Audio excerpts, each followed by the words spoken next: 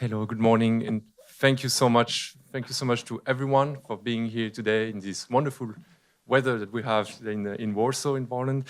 Thank you so much for our partners, Reform Institute, Green Economy Institute as well, for supporting the organization of this Think 2030 dialogue, which we have titled Toward a Sustainable and Secure Europe. Two words that resonate particularly vividly at the moment in EU circles and beyond. And while many in these debates would tend to try and oppose these two notions, we fundamentally believe that these environmental sustainability, competitiveness, and security aspects are fundamentally intertwined. They're essentially sides of the same coin. This is part of the many, many, many issues and challenges that we will discuss today.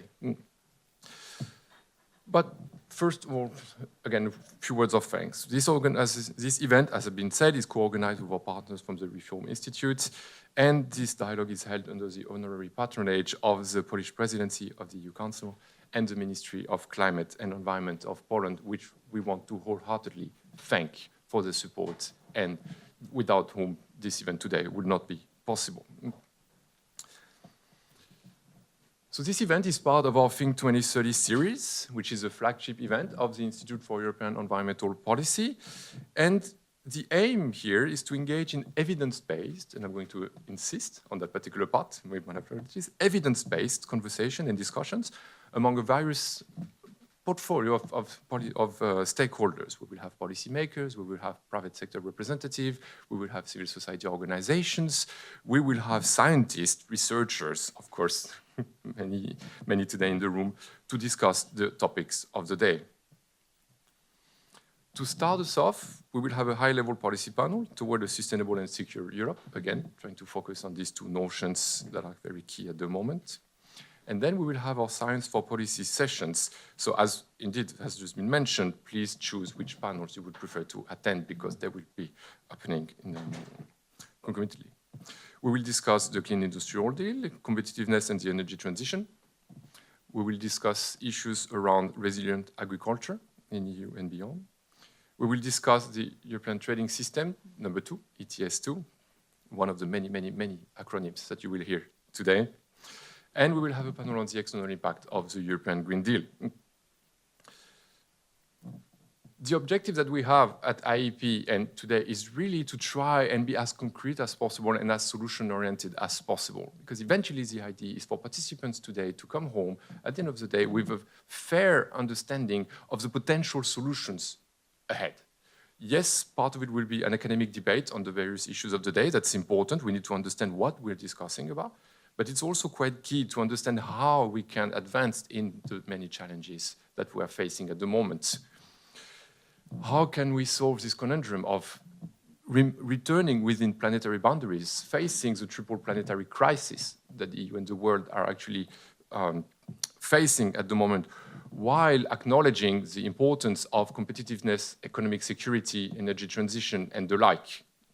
These are just a few of the many, many topics that will be discussed here today. But without further ado, I don't want to take too long. As I said, timekeeping is not the easiest task in this today. So I would like to leave the floor to Urszula Zielińska, State Secretary from the Polish Ministry of Climate and Environment, to start us off today with an introductory speech. And once again, I would like to thank wholeheartedly the Polish Presidency and the Ministry for the support. Thank you so much, and I wish you a great day of conversation.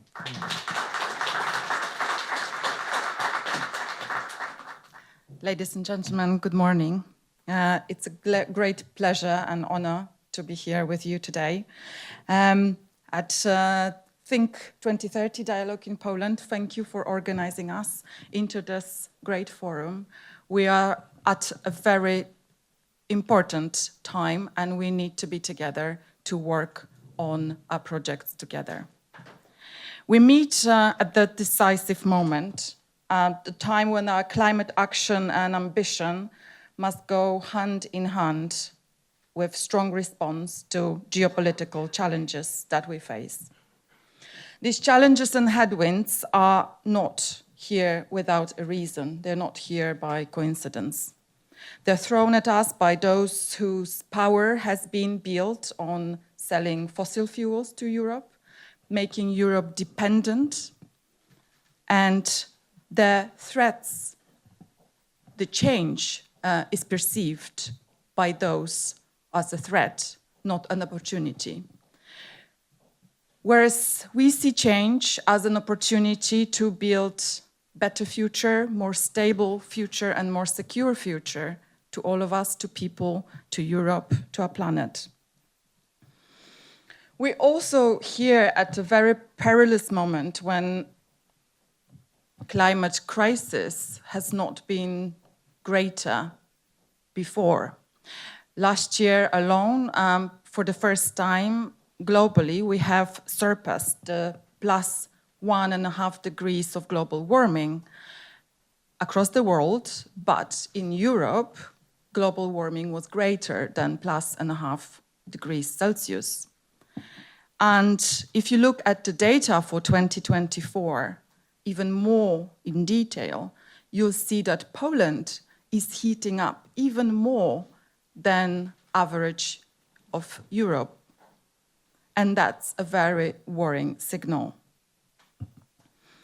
The cost of flooding, drought, fires caused by climate change, caused by human activity, is now counted in billions of zloty in Poland alone, is actually now counted in double digits of billions of zloty every year. And at the same time, based on recent Polish security reports, we know that billions of dollars are spent by Russia alone every year to seed disinformation and misinformation about climate, about European climate policies, and about European climate ambitions. And that's because Russia has built its power on selling fossil fuels to Europe, and it doesn't want to let go of this source of business.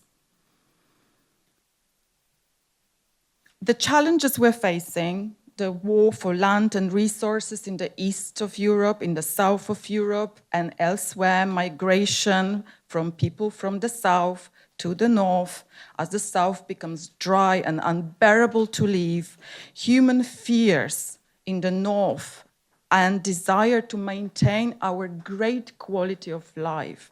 In Europe, we have great quality of life, and we thank this quality of life to our legislation, to our union, to the directives that made our air cleaner, make our water cleaner, and help us to drive this and build resilience. We have one of the greatest quality in life in Europe, on this planet. So all these crises and all these needs and fears, they're not in isolation, they're all deeply interconnected. And if someone tells you today that it's either an ambitious energy transition or strong economy, if someone tells you that this is either or, in fact, you can tell them and be very confident, because you have all data there to be very confident, that ambitious energy transition paves the way to a strong economy. And if someone tells you that it's either climate action or security, either or, you have to choose, please tell them, and you have all the evidence and all the scientific evidence will be on your side, to tell them that climate action and climate adaptation are key to better security.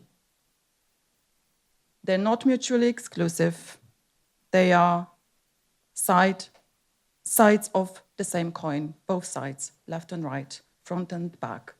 They are working hand in hand together to strengthen our security.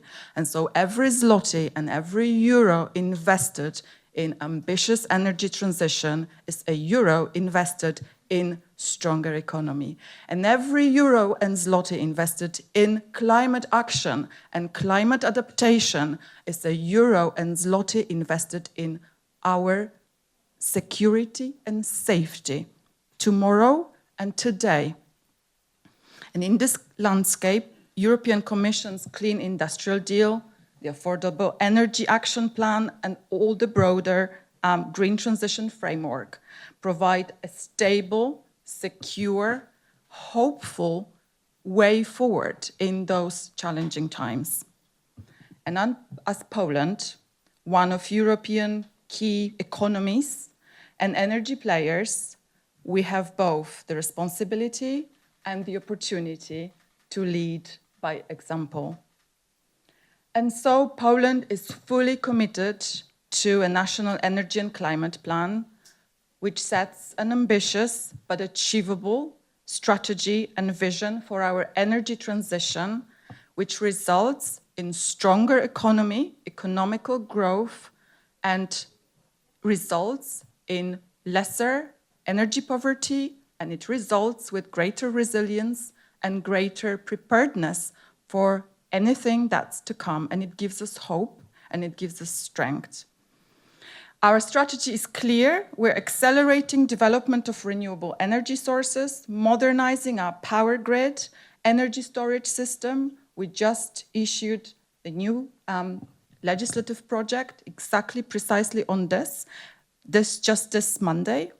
We're working to reduce energy production costs while tackling energy poverty. Our National Energy and Climate Plan shows that if we move on the ambitious path forward towards energy transition, by year 2030, we can lower costs of energy production by about 20% in Poland, and by more than 30%, 30, by 2040.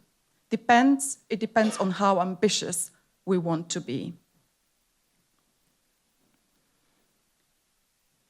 Poland's green transformation, if we move in an ambitious manner, will also drive economic growth by more than 4%, precisely about 4.5% year on year between now and 2030.